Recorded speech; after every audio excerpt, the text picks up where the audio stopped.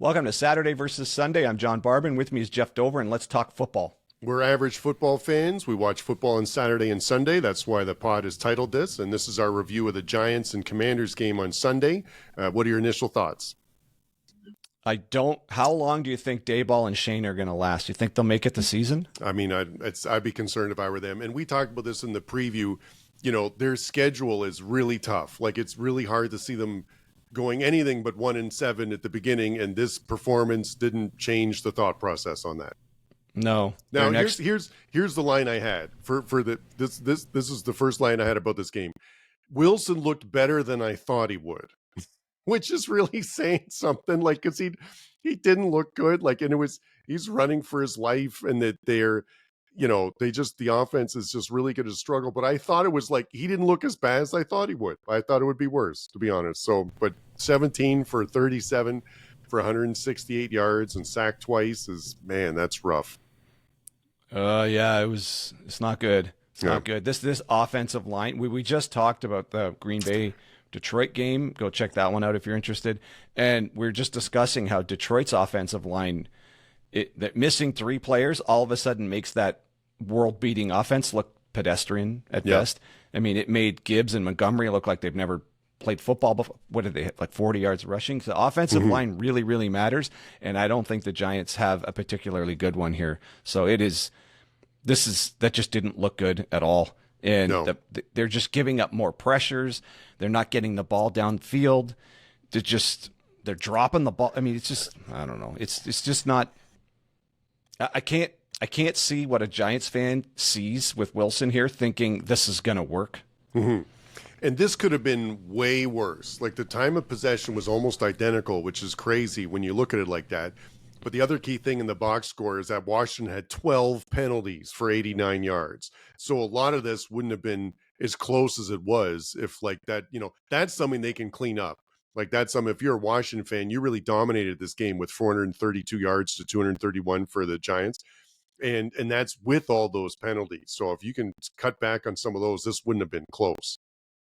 Yeah, I think a simple stat here, total pressures allowed. New York, this is a PFF advanced stat at 26 pressures versus 10. Oh, that's a lot. I mean, that you're not going to get to 13 hurries allowed, 6 hits on the QB allowed. Now, okay, with that one, so that's a really interesting one to key on. 6 hits on the QB allowed, 0 on the Commanders. Your argument there could be, but Daniels can get away from hits. Wilson in his prime could get away from hits, but that's all gone now. No, it's a combination of stuff. I think it's a combination of the offensive line and, like, the speed to get away and stuff, but also being able to get the ball out on time, being able to have the time to throw the ball. Like, there's a lot of layers to that, why you end up, like, having to sit, like, don't have the time to throw, the guy getting blown over by the offensive line, not being able to block the person. Like, that, there's a lot of reasons why you wouldn't be able to hit that. But yeah, that's a really telling stat. And the other thing I had was the Jacory Croskey Merritt looked fantastic. Like, it looks like the Washington has a definite option at running back there. I thought Eckler looked great last year. There was times where I thought he looked really good and could be a number one, the running back for the team. But it was, but that guy, Jacory Croskey Merritt, looks like he's going to be just as good too. So that's a great option for them to have at least, more than one running back that looks good. Yeah, I had to look that guy up. He's from some kind of small school. I've already forgotten. I thought it was Arizona. What? No, not quite. Okay. No. I'll look it up right now. So, and then because they, Arizona. Is it? Yeah. Okay. So maybe I'm a little sorry about that. But round 7, like, pick 245, right? So, like, not one of the top ones. Sorry, Wildcats. So they got rid of their starting running back is now on San Francisco, and this just made me think, like, Croskey Merritt performing that well. it's you don't have to have big name players, and you don't necessarily have to spend money on a running back. And then I saw somebody post his results versus Ashton Genty's, and they're like, you went 6th overall pick here, and he had like 30 yards, 20, whatever it was. And Croskey Merritt looked so good in training camp. They were like, we can let our starter go because this is our guy.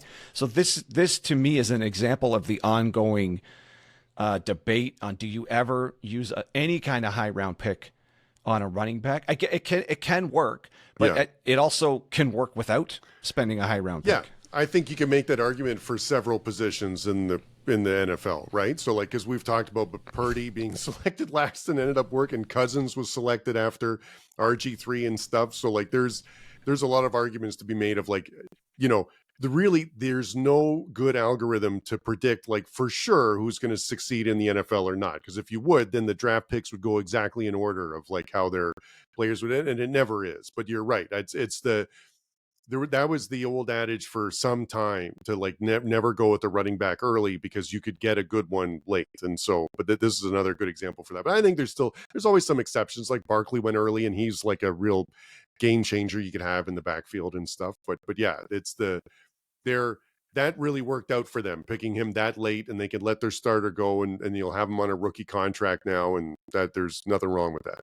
Yeah, that's a good point. Maybe I have to dig into the numbers. My assumption is, and I think it holds, that position hits more often from later rounds and spending less capital on one that can produce at the NFL level than many other positions. Or maybe it's just one that's really, really visible. Maybe that happens consistently with linemen. Mm-hmm. It almost never happens with a quarterback, but that can bail you out of a lot of drafting mistakes or bail you out of salary cap issues. If somebody this cost effective is not only a starter, but a good starter. So I guess you kind of just mentioned it. One of the comparisons is just hitting on a late round player like Purdy. They made it to the Super Bowl and the NFC Championship game twice in the Super Bowl during his rookie contract, getting paid less than $1 million a year. Yeah. There's just no way to ever account for that in the calculus of building a team. So if Croskey Merritt turns out to be a highly productive starting running back, there's just no, it just changes everything when you can get that much production out of somebody so cost effective that in your calculus, you're just not thinking I'm getting first round draft production out of a 7th round cost. Yep. Yeah, no, that's a great point. The other line that I had here about Washington is that the Deebo Samuel trade looks like it's working out great so far. He had a nice end around for first down for 19 yards. It's 7 receptions for 77 yards. So that I think Daniels is liking him as one of the options to an offense. So that's great. That's a good fit too.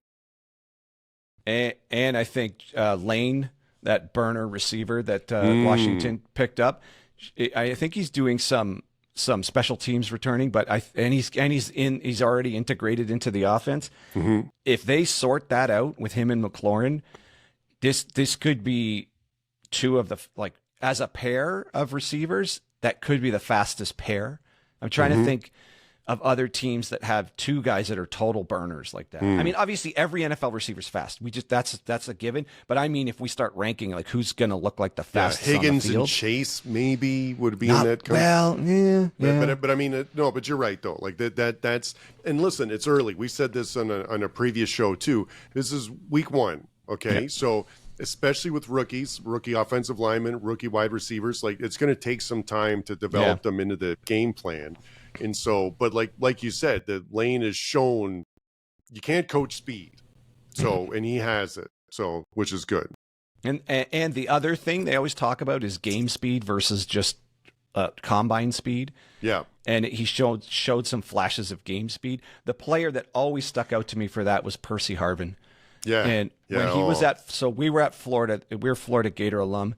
And when they had the championship teams with Tebow, there was a couple of years there where Percy Harvin was clearly the best player on the team, but they also had 2 running backs who were on the 4x100 Olympic track team. Yeah, one of them was on it. The other one, I don't think was a reserve. Had the same speed or something. Well, I think he actually was a reserve, or he was somewhere right at that same speed. Yeah, but on the field, you could make the argument Percy Harvin seemed, if not faster, somehow more effective in the open field, even though he had 2 Olympic track stars on the field playing next to him. You'd see Harvin being the one that seemed to pull away like more consistently. So there's something about quote unquote game speed. And so we know McLaurin has it, and now it looks like Lane might have it too, which is good news for Washington fans. Yep.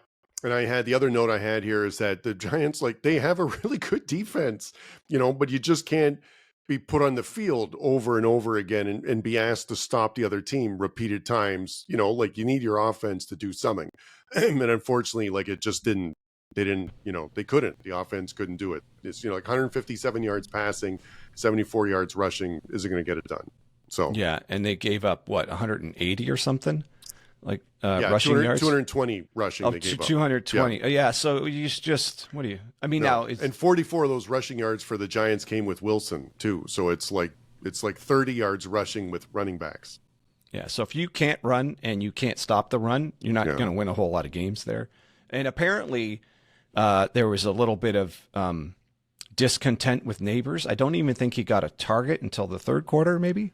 He ended up with 12 targets. So, but I don't know the distribution across the 4 quarters. But yeah, whatever it was, Sharp and Ocho were talking about it, and I guess he was a little upset, saying you guys like that, like top receivers in the league. Yeah, I've heard this over and over again, and I hear it from receivers. So Ocho Cinco and Sharp on their show always talk about it, and other receivers who now talk on podcasts are like, you got to give us something, anything. Just a quick screen pass, just get the ball in our hands right away so we feel integrated in the offense and are motivated to just be playing at the highest level possible and be dialed in because you can get stuck on an island and it's almost like the game just goes by and it's over there. And if you're not integrated into the blocking of the run game, it's kind of like you're just, when am I part of this team?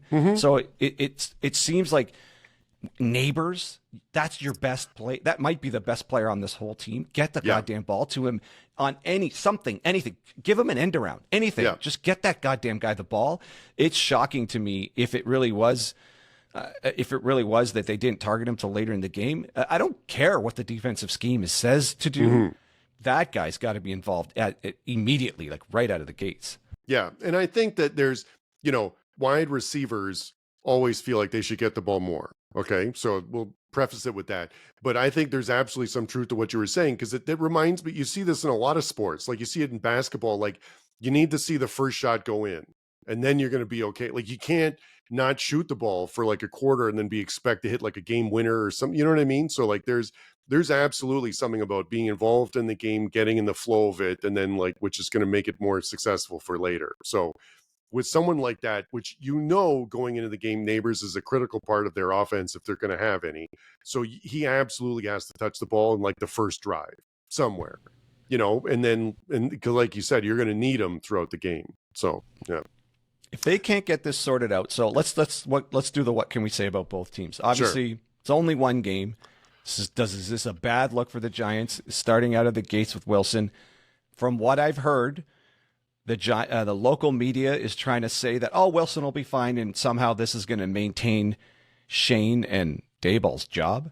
I don't think that's possible. I don't think Wilson's going to last the year, and it could be that they're going to stubbornly leave him in there for the sake of attempting to save their jobs. But this is now he's on his 4th team cast-off aging quarterback who and this is the other thought I had in comparison to Aaron Rodgers.